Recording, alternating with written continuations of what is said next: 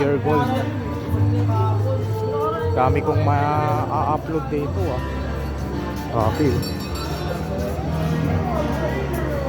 Oh, pinakakauna-unahang mall dito sa Taguig, Sunshine Mall.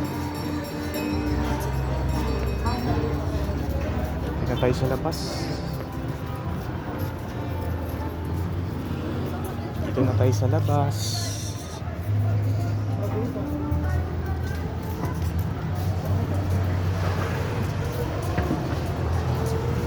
Makikita naman dito.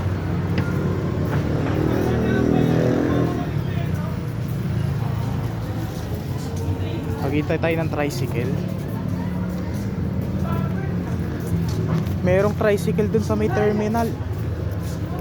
Alam ko. Merong tricycle sa terminal.